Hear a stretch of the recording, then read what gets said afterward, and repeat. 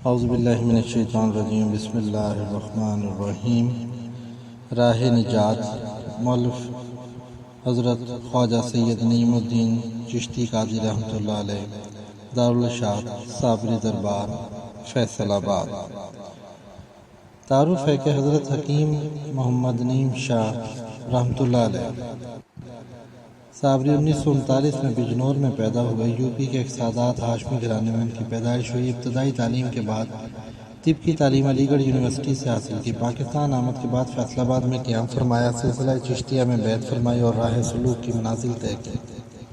حضرت مولانا شاہ ربانی سے سلسلہ چشتیہ، صابریہ، قادریہ، سہروردیہ، قلندریہ میں خلافت ملی۔ الحاج حضرت منصور علی سے سلسلہ نقشبندیہ میں خلافت ملی۔ آپ رحمۃ اللہ علیہ فرماتے ہیں، طریقت تسبیح مسلح نہیں بلکہ خدمت خلق ہے۔ اللہ کے بندوں سے پیار کرو اور ان کی خدمت کرو۔ اسی جذبے سے آپ نے ہمیشہ خلق خدا کے فائدے اور خدمت کے کام کیے۔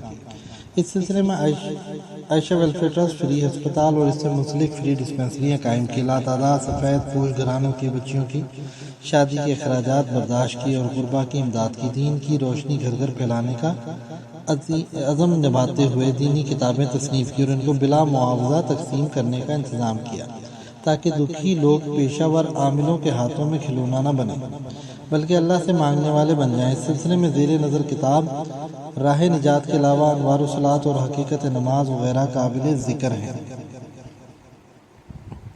آپ نے 13 شعبان 1421 مطابق 10 نومبر 2000 بروز جمعۃ المبارک صبح کے وقت وصال فرمایا۔ آپ رحمۃ اللہ علیہ کا مزار مبارک صابری دربار، محلہ اقبال نگر، نزد پیپلز کالج نمبر 1 میں مرجع خلائق ہے اور وہاں آپ رحمۃ اللہ علیہ کا فیض عام جاری ہے۔ ہر جمعۃ المبارک بعد از نماز عصر ذکر کی تقریب ہوتی ہے، بعد میں لنگر تقسیم کیا جاتا ہے۔ عرض ناشد۔ بسم اللہ الرحمن الرحیم۔ اللہ تعالیٰ کا بہت احسان ہے کہ اس نے شریعت و سنت کی دعوت و تبلیغ کے لیے ہمیں ہمہ وقت توفیق عطا فرمائی۔ اس تصنیف کی درجہ قبولیت سے بڑھ کر درجہ محبوبیت عطا فرمائی اور بے شمار مسلمانوں کی زندگی اس کتاب راہ نجات کی بدولت بدل گئی۔ ان کی زندگیوں میں آسانی اور خوشیاں لوٹ آئیں اور شریعت و سنت پر چلنا ان کے لیے سہل ہو گیا۔ اس وقت یہ کتاب صرف پاکستان ہی نہیں، دنیا بھر میں تقسیم ہو رہی ہے اور لوگ اپنے خطوط، ٹیلی فون اور ملاقاتوں کے ذریعے اپنی کیفیات سے آگاہ کرتے ہیں۔ تو انتہائی خوشی ہوتی ہے کہ حضرت خواجہ نعیم الدین چشتی قادری رحمۃ اللہ علیہ کی تصنیف کردہ راہ نجات واقعی راہ نجات بن گئی ہے۔ اللہ تعالیٰ سے دعا ہے کہ وہ ہمیشہ اور ہمارے مخلصین کو توفیق دے کہ ہم اس طرح اس دعوت و تبلیغ کے کام کو جاری رکھیں اور اللہ کے بندے یوں ہی تا قیامت فیض یاب ہوتے رہیں۔ آپ حضرات سے درخواست ہے کہ اپنی دعاؤں میں یاد رکھیں۔ آپ کا مخلص خادم سجادہ نشین، صابری دربار، فیصل آباد، سید محمد فروخ شاہ چشتی القادری۔ وجہ تصنیف۔ اس کتاب 1409 ہجری کی بات ہے۔ ایک مرتبہ میں فجر کی نماز کے بعد اپنے اوراد و وظائف میں مشغول تھا کہ میرے دل میں روضہ رسول صلی اللہ علیہ وسلم کا خیال آ گیا۔ اچانک مجھ پر غنودگی کسی کیفیت طاری ہو گئی اور میں نے خود کو ریاض الجنہ مسجد نبوی صلی اللہ علیہ وسلم میں کھڑے ہوئے پایا۔ اسی وقت میرے دل میں یہ خیال آیا، بہت شدت کے ساتھ پیدا ہوا، کہ حضور پاک صلی اللہ علیہ وسلم تو حیات ہیں، لوگوں نے روضہ مبارک کے اندر آپ کو چھپا دیا ہے۔ آپ کی وجہ سے سرکار کے امتی آپ کی زیارت سے محروم ہو گئے ہیں۔ کوئی ایسا طریقہ ہونا چاہیے کہ ہر شخص سرکار دو عالم صلی اللہ علیہ وسلم کی زیارت سے فیضیاب ہو سکے اور سرکار کی حرمت بھی قائم رہے۔ میں ریاض الجنہ میں کھڑا ہوا اسی بات پر غور فکر کر رہا تھا کہ فوراً میں نے دیکھا کہ موٹے شیشے کا ایک انتہائی قیمتی اور خوبصورت تابوت رکھا ہوا ہے، جس کا 1/3 حصہ روضہ مبارک کے اندر ہے اور باقی 2/3 حصہ ریاض الجنہ میں ہے۔ حضور پاک صلی اللہ علیہ وسلم اس تابوت میں لیٹے ہوئے ہیں۔ آپ کا گھٹنوں سے نیچے کا حصہ روضہ مبارک کے اندر ہے اور باقی جسم مبارک ریاض الجنہ میں ہے۔ انتہائی سفید لباس آپ نے زیبتاً کیا ہوا ہے، آنکھیں کھلی ہوئی ہیں، ریشے مبارک اور زلفیں بالکل سفید ہیں اور انتہائی چمکدار ہیں۔ چہرے مبارک سے نور پھیل رہا ہے اور ہونٹوں پر قدرے مسکراہٹ ہے۔ آپ کے سینے مبارک پر سرخ گلاب کے بڑے بڑے چند پھول رکھے ہوئے ہیں اور جسم مبارک کے دونوں جانب چنبیلی کے پھولوں کا ڈھیر لگا ہوا ہے، جس میں کچھ گلاب کے پھول بھی شامل ہیں۔ میں تابوت کے بائیں جانب سینہ مبارک کے نزدیک قبلہ رو کھڑا ہوا بہت خوش ہو رہا ہوں اور سوچ رہا ہوں کہ اللہ تبارک و تعالیٰ نے میرے ذریعے یہ کام کرا دیا اور مجھے توفیق عطا کی گئی۔ کافی دیر میں اسی حالت میں رہا، اس کے بعد یہ منظر غائب ہو گیا اور مجھے ہوش آ گیا۔ یہ سب واقعہ قطعی بیداری کی حالت میں پیش آیا، کیونکہ میں اس وقت اپنے گرد و پیش کی آوازیں بھی سن رہا تھا۔ اس واقعہ کے بعد میری عجیب حالت ہوگی، سخت بیمار رہنے لگا، کسی کام میں دل نہیں لگتا تھا اور ہر وقت کھویا کھویا رہتا تھا۔ بار بار یہ خیال آتا تھا کہ اللہ تبارک و تعالیٰ مجھ سے کوئی کام لینا چاہتے ہیں، لیکن اپنی سیاہ کاری اور کم علمی کے سبب خود کو اس قابل نہیں سمجھتا تھا۔ اسی طرح تقریباً 1 سال گزر گیا اور اس عرصہ میں نے اپنے تمام مریدین سے کہا کہ تم لوگ کوئی اور مرشد تلاش کر لو، میں اب تمہارے قابل نہیں رہا۔ 1 سال گزرنے کے بعد الہامی طور پر بار بار اشارہ ملنے لگا کہ ایک کتاب لکھی جائے جس میں امت کے پریشان حال لوگوں کے مسائل کا حل موجود ہو اور ان کے عقائد کی درستگی بھی ہو سکے اور صحیح معنی میں ایک سچے اہل سنت والجماعت مسلمان بن جائے اور فروعاتی مسائل کی حقیقت سے بھی آگاہ ہو جائیں۔ لیکن یہ معاملات چونکہ پیچیدہ ہیں، اس لیے قلم اٹھانے کی ہمت نہیں پڑتی تھی۔ آخر کار 1 رمضان المبارک 1411 ہجری کو بحکم اللہ رب العزت اس تحریر کی ابتدا ہوئی۔ اب تحریر کی یہ کیفیت ہے کہ اکثر میں سونے کے لیے لیٹا ہوا ہوتا ہوں کہ اچانک مضمون، حالات و واقعات وارد ہونا شروع ہو جاتے ہیں اور میں فوراً لکھنا شروع کر دیتا ہوں، اور جب یہ سلسلہ واردات منقطع ہو جاتا ہے تو کئی دن ایک لفظ بھی نہیں لکھا جاتا۔ پھر اچانک بغیر کسی ارادے کے سلسلہ شروع ہو جاتا ہے۔ چنانچہ میں یہ بات کہنے میں قطعی حق بجانب ہوں کہ اس کتاب کی تحریر میں میری عقل کا قطعی کوئی دخل نہیں ہے۔ اللہ تعالیٰ جل شانہ جو چاہتا ہے، جیسا چاہتا ہے اور جب چاہتا ہے مجھ سے لکھوا دیتا ہے، اور اس وقت حضور پاک صلی اللہ علیہ وسلم کی روحانیت میری طرف پوری طرح متوجہ ہوتی ہے۔ آخر میں انتہائی عزت و انکساری کے ساتھ اپنے کم علمی کا اعتراف کرتے ہوئے یہ بات عرض کر دینا چاہتا ہوں کہ اگر کسی جگہ میری وجہ سے کوئی غلطی ہو گئی ہو تو اہل علم حضرات اصلاح فرما دیں، مشکور ہوں گا۔ عبد ضعیف سید محمد نعیم الدین شاہ چشتی قادری۔ مقدمہ۔ بسم اللہ الرحمن الرحیم، الحمدللہ رب العالمین والصلاة والسلام علی سید المرسلین وعلی آلہ وصحبہ اجمعین۔ آج کل کے اس پرآشوب دور میں ہر شخص کسی نہ کسی مصیبت میں گرفتار ہے۔ دل کا چین اور ذہنی سکون بالکل ختم ہو گیا ہے۔ آصف، جنات، ارواح خبیثہ، جادو اور دیگر ارضی و سماوی آفات، اچانک موت اور حادثات معیشت کی تنگی، حسد اور جسمانی اور روحانی امراض کا زور جس قدر آج کل ہے، اس سے پہلے کبھی نہیں تھا۔ عوام تو عوام، خاص دیندار طبقہ بھی اس سے محفوظ نہیں رہا۔ سفلی عملیات کی وجہ سے لوگوں کی زندگی اجیرن ہو کر رہ گئی ہے۔ لوگوں کی مجبوری سے فائدہ اٹھا کر جعلی پیروں اور بے عمل جاہل عاملوں نے جگہ جگہ اپنی دکانیں سجا رکھی ہیں اور دونوں ہاتھوں سے لوٹ مار کا بازار گرم کر رکھا ہے۔ جاہل تو جاہل، اچھے خاصے تعلیم یافتہ لوگ بھی بعض اوقات ان فراڈیوں کے چکر میں پڑ کر اپنی دولت کے علاوہ بعض اوقات ایمان سے بھی ہاتھ دھو بیٹھتے ہیں۔ لاتعداد عورتیں اور معصوم بچیاں اپنی عصمت و آبرو تک لٹا کر بیٹھ جاتی ہیں۔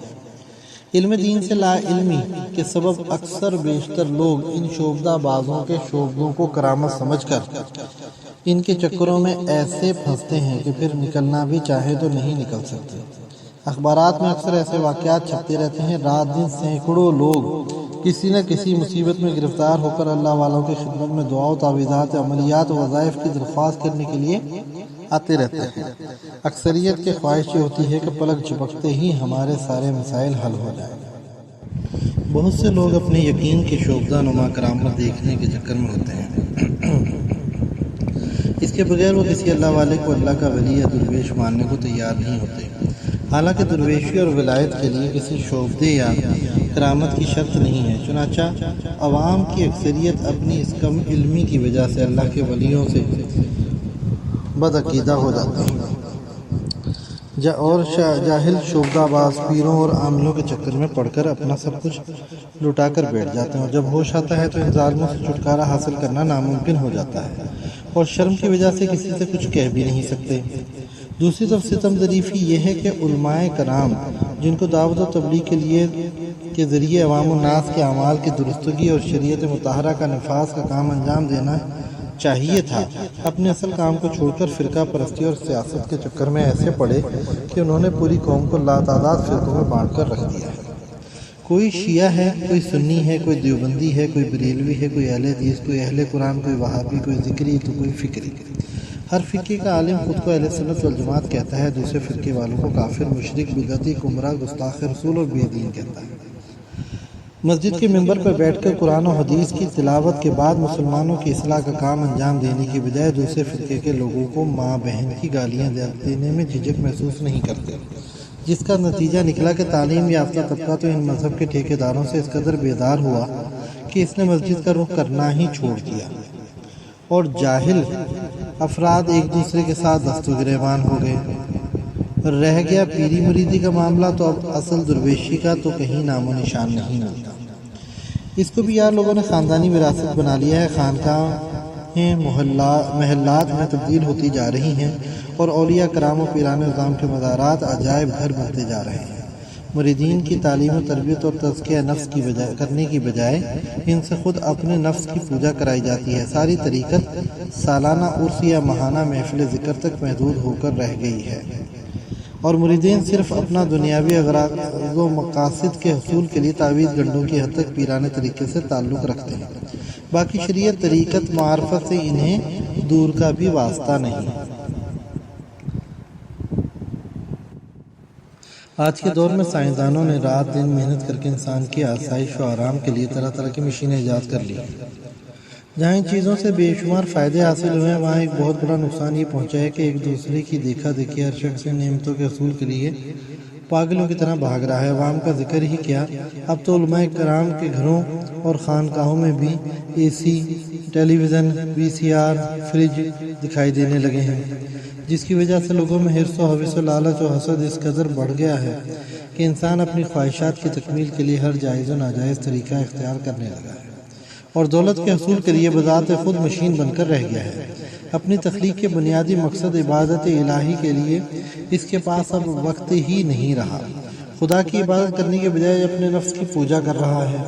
خود غرضی، جاہ طلبی، نفس پرستی کا یہ عالم ہے کہ ہمارے مذہبی رہنما مذہب کے نام پر نئی نئی سیاسی جماعتیں بنا رہے ہیں، اور پھر ہر جماعت میں دو دو تین تین گروپ بنے اور ہر وقت سیاسی جوڑ توڑ میں لگے رہتے ہیں۔ انہیں اس بات کی فکر ہی نہیں ہے کہ امت مسلمہ کا کیا حشر ہو رہا ہے۔ لوگ کمیونسٹ اور سوشلسٹ ہو جائیں، چاہے مرتد ہو کر عیسائی اور یہودی بن جائیں، ان کی بلا سے انہیں اپنی دکانداری چمکانے سے غرض ہے۔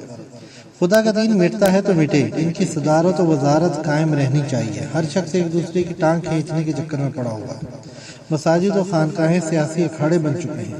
لوگوں کی اکثریت ان دینی رہنماؤں سے اس قدر بیزار ہو چکی ہے کہ اب خدا اور رسول کے نام پر بھی ان کو ووٹ نہیں ملتے، اور آج تک یہ حضرات قومی سیاست میں کوئی تعمیری کردار ادا نہیں کر سکے۔